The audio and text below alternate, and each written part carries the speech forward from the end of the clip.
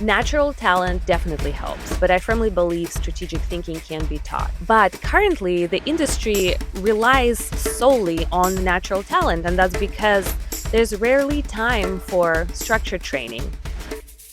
Welcome to Design Bigger, the podcast for designers and studios ready to think bigger, design bigger brands, and land bigger projects. I'm Nika Warland, an ex-big agency brand strategy director who took her blue-chip client expertise to build a freelance career helping independent agencies around the globe. This is the podcast where I share the tricks of the trade for lean design thinking to set you up as a world-class creative talent. As a translator between business and creatives, I'll show you how to speak client, hack top agency frameworks, and think like the best studios out there. If you're ready to design bigger, hit subscribe and let's get started. Hello, my friends. It's Nika, your host here. It's Friday here in Seattle, and I'm feeling like sharing a personal story with you today. So, we'll be talking about the path to becoming a strategist, or should I say, thinking strategically. I know many of you are talented designers, and this episode isn't about changing careers. It's about upskilling and discovering how to weave strategic thinking into your creative work. When I first started teaching designers about strategy, I noticed a gap.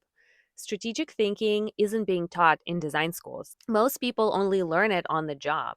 If they're lucky enough to work with somebody who has the time to train them and who also bridges creative and strategic modes of thinking. So I wanted to change that. And I went and I talked to my old bosses and I told them that, I'm going to start this strategy training for designers. And they said, you can teach strategy. You either get it or you don't. And that phrase stuck with me. To be fair, that's how most people in the industry think about strategy right now. There's a grain of truth to it. I've seen many aspiring strategists come through agency doors. They were often interns who wanted to start in strategy, or designers, or account people who wanted to pivot into strategy. And natural talent definitely helps, but I firmly believe strategic thinking can be taught. But currently, the industry relies solely on natural talent, and that's because there's rarely time for structured training. And because you can't go and learn strategy at school, you have to learn it on the job. When you start this job, you're being thrown into projects. It's kind of sink or swim. So if you don't have natural talent, you don't succeed. If you figure it out, great. If you don't, you're out. It's a brutal system that surfaces talent, but also creates this Wild West atmosphere. So with proper education, whether through courses or internal training, more people would succeed in brand strategy. But right now, it's a natural talent game. Why this matters beyond big agencies. When you work at a major brand in a saturated category, strategy becomes crucial for standing out, right? But once you step outside the Fortune 500 world, look at local industry leaders or independent businesses. They also need strategy, not just to differentiate, but to connect with their audience. And the strategy they need is often much simpler, right? Absolutely something I believe designers can do. That's why I'm so passionate about teaching these skills. It's not about chasing global brands, although absolutely once you master it, you can. It's about unlocking opportunities with 99% of other brands in the world. So today I want to share my own journey into strategy, which wasn't exactly conventional. To be fair, there's probably not a conventional journey into strategy. So let's rewind back to when I was 12. You're going to think, oh my gosh, how long is this podcast? I'm 37 now. Well, it's not going to be super long. Okay, so when I was about 12, my dad and I went to see What Women Want. Do you remember that movie with Mel Gibson and Helen Hunt? So Mel Gibson is a copywriter at an ad agency, and Helen Hunt is a new copywriter that the agency is bringing on because most of their clients are these brands that target women, and Mel Gibson doesn't understand women. And then something happens. He gets this like power to hear what women think inside of their heads. And so there's this one moment where Helen Hunt is in her office at work and she's trying to come up with a new tagline for Nike Women collection. And he's there listening to what is happening in her head. I'm sitting there in a cinema with my dad and I'm listening to how she's coming up with a tagline, and she's playing with the words games, sport, and then she comes up, Nike Women, no games, just sport. And oh my gosh, I have the goosebumps right now. So I got the goosebumps back then, and I turned to my dad and I was like, Dad, what what is it? Like, I want to do that. And he actually worked in marketing back then for a Coca-Cola company. And he explained that, this is a copywriter in an ad agency. It's totally a job you can go get. So from that moment, I was hooked. I went and I studied advertising management. That was my bachelor's degree. And then in my third year, I took a class on branding and realized that I actually didn't want to do ads. I wanted to create brands. And back then, there weren't brand strategy programs. So I joined a 6-month creative contest at BBDO and I won it. And that helped me realize that, in fact, definitely didn't want to do advertising. So I found a master's program in brand development in Bath. My Jane Austen fans will know exactly Bath is. For those of you who don't read Jane Austen, Bath is about 3 hours from London. So honestly, that program taught me less than 1 week on the job would. But what it did for me is open the door to real world experience. I secured an internship at a brand agency and I worked there for about a year. And from there, my career took off. And a pivotal moment during this time was meeting my boyfriend, who is now my husband, who was also in the program. And we were both in the UK on student visas. And once those expired, we needed employer visas to stay, which is like a next level. So that meant we needed to actually find a company willing to sponsor us and commit to employ us for 3 years, which is an incredibly high bar for someone fresh out of university with just 11 months of experience. To complicate the matters, the UK government at that time suddenly raised the salary threshold for these visas. So I don't remember the exact numbers, but it effectively doubled. So going from something like you need to earn £20,000 to now you need to earn £40,000 to get this visa, a sum that felt impossible for a junior strategist like me to earn. The stakes were high. If I didn't get this work visa, I would have to leave the UK and my relationship would be at risk since we couldn't both stay in London. So, against the odds, I landed a job.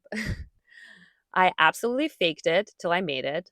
I remember the interview like it was yesterday. I had to present a strategy for Smirnoff vodka. Those slides are still seared into my memory. So I pitched my ideas, I secured the role, and most importantly, they agreed to sponsor my visa, which was incredible. I ended up working actually with that agency for the next 6 years, and I still love them. But it wasn't easy.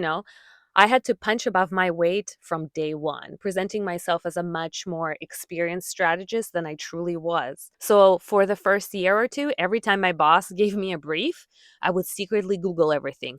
What is brand positioning? What's the difference between functional and emotional values? How do you write a manifesto?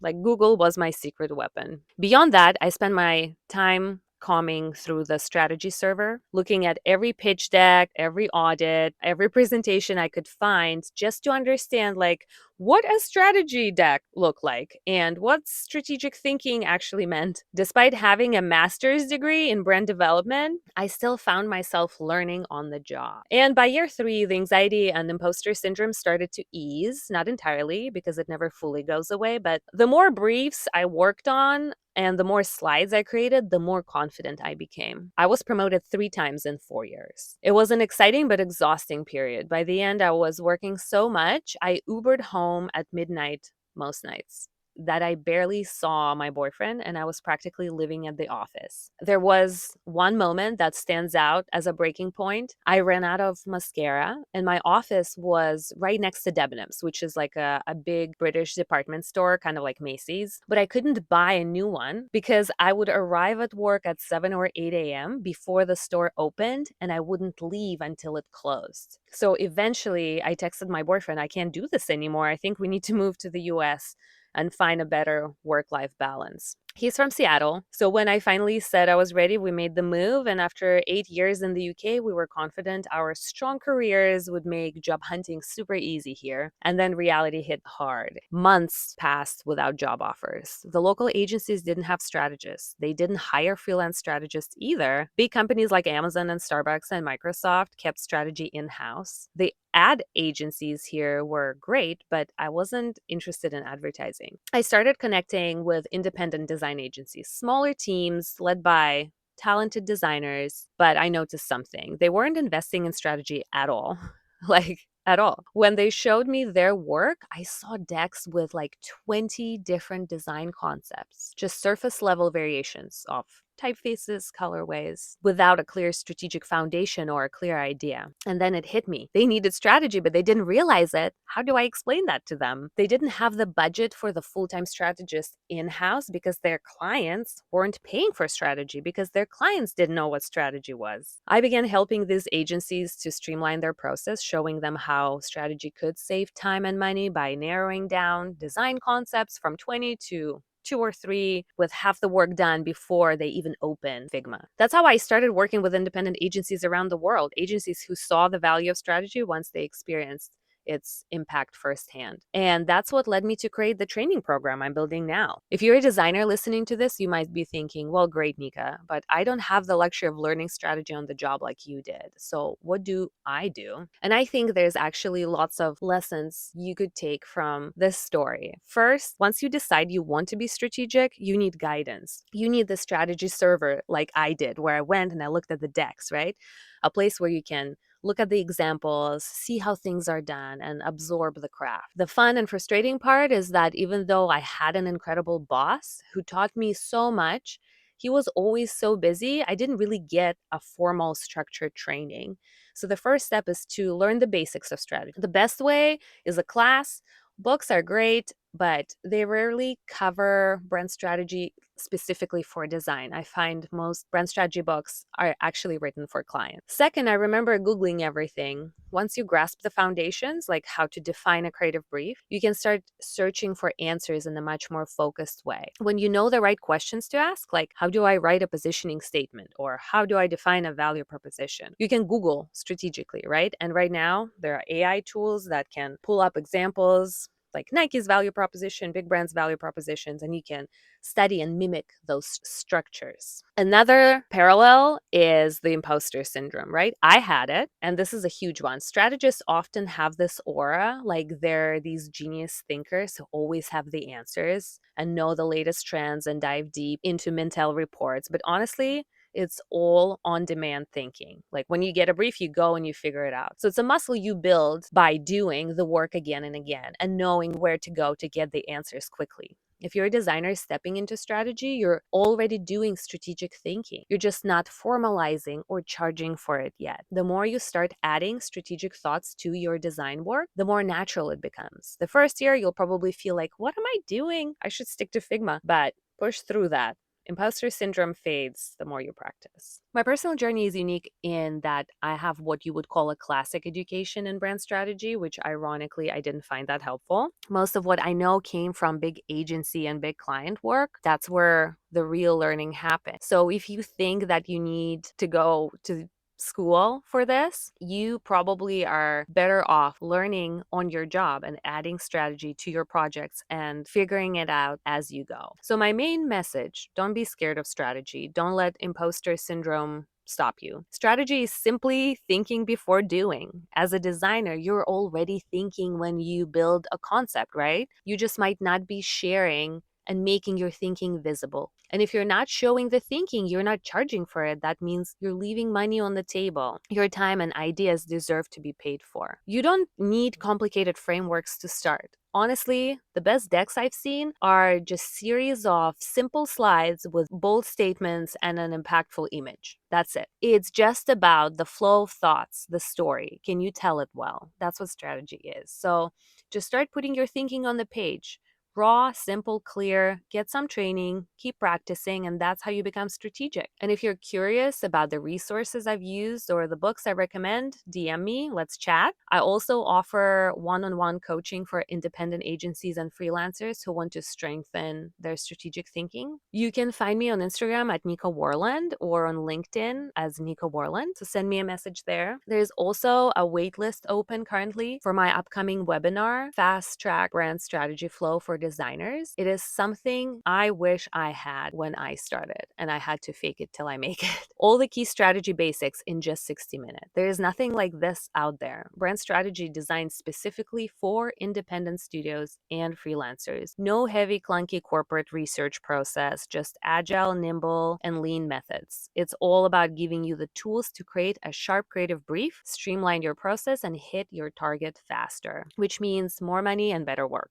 I'm also working on a membership program for ongoing support for designers and agencies. I think I'm going to call it Strategy Server because it will act as that strategy server I had and went to look for examples of brand decks. It will be a space for designers to get ongoing training, tools, and ask questions on their ongoing project. It will have trend overviews you can literally copy paste into your decks. It will have framework templates, presentation examples, monthly Q&A sessions, one-on-one coaching, and a great community where you can share and learn from each other. All of this is coming soon, so check out nikawarland.com if you want to stay in the loop. Until then, go create something big and beautiful, and remember, the best designers are always strategic.